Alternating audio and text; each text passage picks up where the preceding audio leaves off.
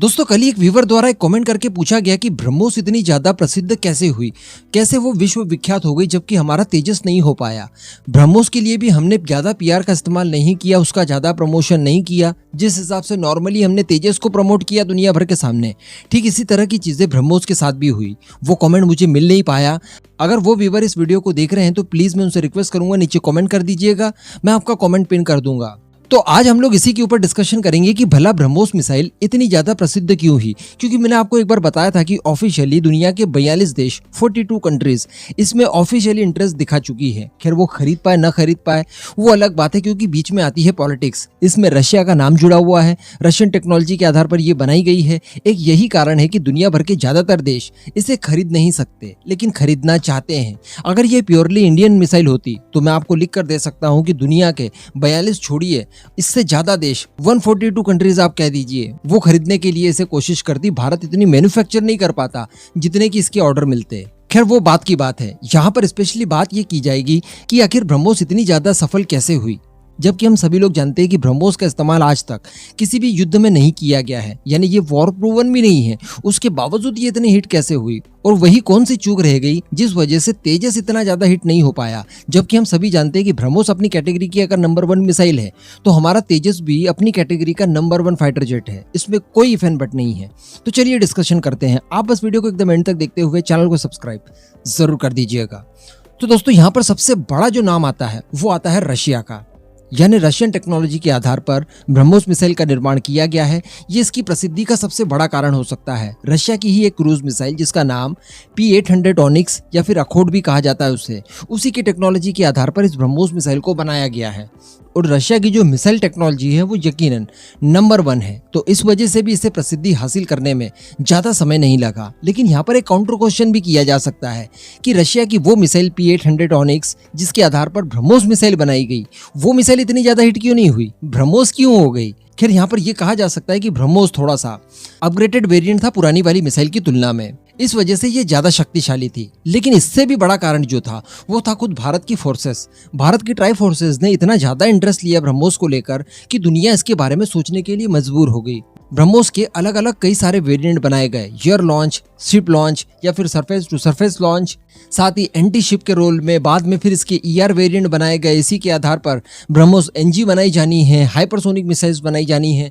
कहने का मतलब इसी ब्रह्मोस के DNA के आधार पर कई अलग अलग वेरिएंट बनाए गए जो कि भारत की फोर्सेस के लिए अलग अलग रोल प्ले करने वाले हैं। तो अगर भारत की फोर्सेस जो कि दुनिया की चौथी सबसे ज्यादा ताकतवर सेना है, वो अगर इस मिसाइल का इस्तेमाल इतने बड़े पैमाने पर करने के लिए तैयार है, इन्हें इतने भारी भरकम मात्रा में खरीदा गया है, तो डेफिनेटली इसमें दम तो है। और इसका इस्तेमाल हम लोगों ने करना है ऑब्वियसली चाइना के खिलाफ। तो ये सारी चीजें दुनिया भर को सोचने के लिए मजबूर कर देती है कि ये मिसाइल यकीनन नंबर 1 है। यानी इस मिसाइल के अंदर इंडियन फोर्सेस का जो इंटरेस्ट दिखाई दिया लोगों को, उसके बाद उन्होंने इस मिसाइल को इवेलुएट करने की कोशिश की, इसकी जानकारी और ज्यादा से ज्यादा जुटाने की कोशिश की।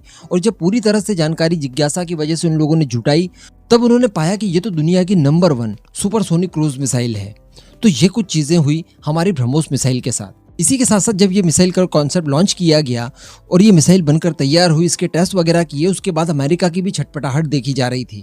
वो छटपटाहट डेफिनेटली रशिया की वजह से हुई थी, क्योंकि अमेरिका जानता है रशिया की मिसाइल टेक्नोलॉजी। उसके बाद नेटो कंट्रीज इसे विडो मेकर तक कहने लगी, यानी वो मिसाइल जो कि विधवा बनाती है, यानी बड़ी मात्रा में सैनिकों का संहार करती है और उन सैनिकों की जो पत्नियां हैं फिर वो विडो हो जाती हैं। तो इस तरह का कुछ गंदा कॉन्सेप्ट है, लेकिन इसे नाम विडो मेकर दिया गया। तो ये भी बहुत बड़ी बात थी। अमेरिका की छटपटाहट इसके खिलाफ जब दुनिया ने देखी तब और ज्यादा इसे प्रसिद्धि मिलने लगी। दूसरी बात, चाइना और पाकिस्तान, ये हमेशा भारतीय हथियार जो स्वदेशी तौर पर बनाए जाते हैं उनके बारे में दुष्प्रचार करते हैं। लेकिन इस मिसाइल के बारे में ये लोग ज्यादा दुष्प्रचार नहीं कर सके, क्योंकि ऑब्वियसली इसमें टेक्नोलॉजी रशिया की थी। तो रशिया की टेक्नोलॉजी को तो ये लोग क्रिटिसाइज नहीं कर सकते, इसके खिलाफ किसी तरह का इंफॉर्मेशन वॉरफेयर नहीं छेड़ सकते थे वो लोग। अगर किया भी तो वो थोड़ी बहुत मात्रा में ही किया गया, ज्यादा नहीं कर पाए। तो एक कारण ये भी है कि इस मिसाइल के रास्ते में किसी भी तरह का इंफॉर्मेशन वॉरफेयर नहीं आया। और इसके बाद अलग अलग कंट्रीज ने इसे खरीदने के लिए जैसे इंटरेस्ट जताना शुरू किया, उसके बाद इसकी प्रसिद्धि और बड़े लेवल तक बढ़ती रही।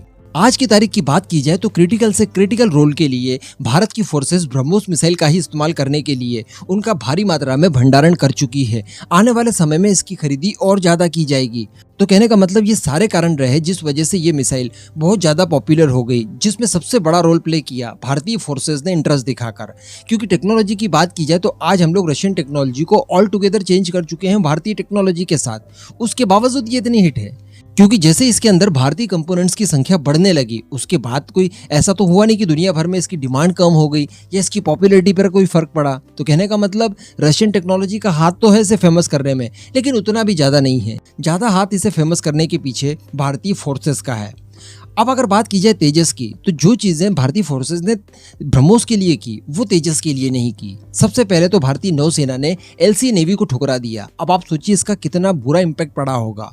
भारत का ही तेजस भारत की ही एक फोर्स द्वारा रिजेक्ट कर दिया जाता है, तो फिर दुनिया उसके ऊपर बिलीव कैसे करेगी।